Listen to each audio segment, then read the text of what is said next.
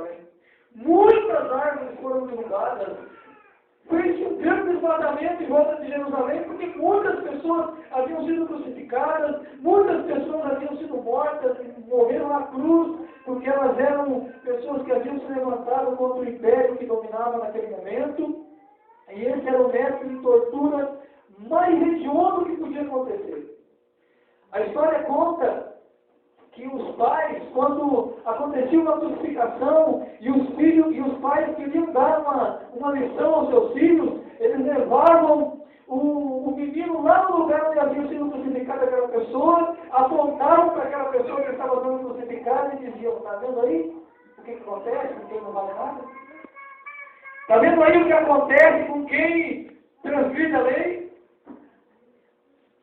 E alguns dizem que algumas pessoas entraram em estado de choque que não conseguiam sair daquele lugar.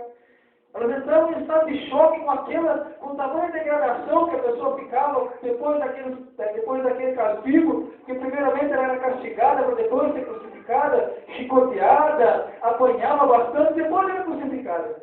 E os pais levavam as crianças ali e diziam: olha, dessa maneira fica uma pessoa, ou acontece com uma pessoa que não vale nada, com uma pessoa que transgride a lei. Outros, quando viram, como eu disse aos irmãos, aquela pessoa crucificada, entraram em estado de choque e precisavam ser carregados dali.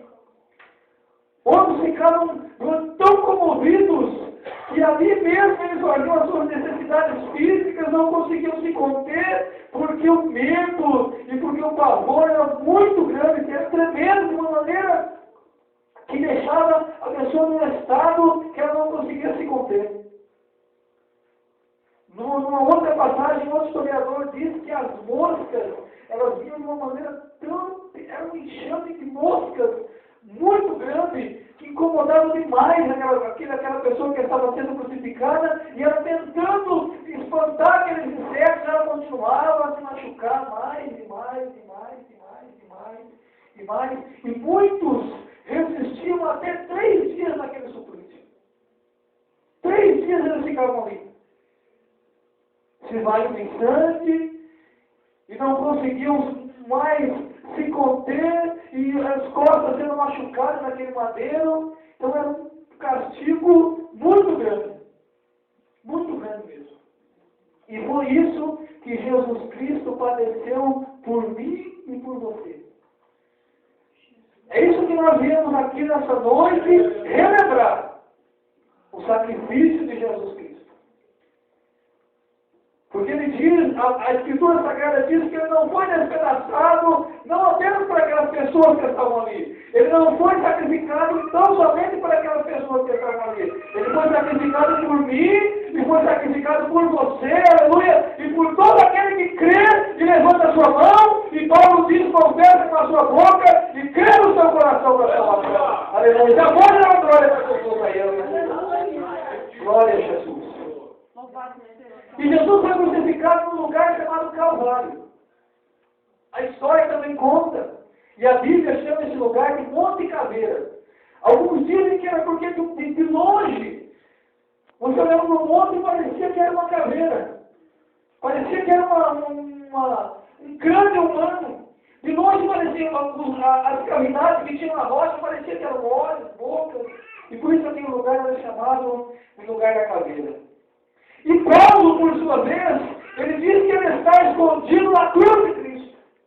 Paulo, por sua vez, ele diz que ele está no Calvário junto com Jesus Cristo. E eu trouxe uma reflexão para nós aqui nessa noite. Não vou me demorar, eu prometo aos irmãos, eu sempre falo isso, mas coisa nova. Mas eu prometo que hoje vai ser a penúltima vez que eu vou prometer e não vou fazer. E eu quero meditar aos irmãos sobre esse Calvário. O Calvário é aqui, igreja. O Calvário é o lugar onde nós estamos. A crucificação de Jesus Cristo, e Paulo diz que ele pregava Jesus e pregava esse crucificado. E pregava uma crucificação que era escândalo. Uma crucificação que deixava algumas pessoas ressabiadas e sem conseguir entender. Mas ele pregava esse Jesus e esse crucificado. E eu quero hoje meditar com os irmãos acerca de alguns grupos que estão dentro da igreja, que talvez tenham pessoas que vão representar esses grupos aqui dentro, junto conosco. Pessoas que estavam lá no Calvário, que participaram daquela crucificação, que viram, que tomaram parte ativa, até porque os evangelistas falaram sobre essas pessoas, e eu quero falar sobre pessoas que estão aqui nessa noite. Talvez eu já participei de algum grupo desses, talvez você seja de um desses grupos que eu vou falar. O primeiro grupo que eu quero falar com os irmãos rapidamente é o grupo dos materialistas. O evangelista disse que algumas pessoas, elas repartiam as vestes de Jesus. Você lembra disso? Quem lembra disso? Diga bem. Amém.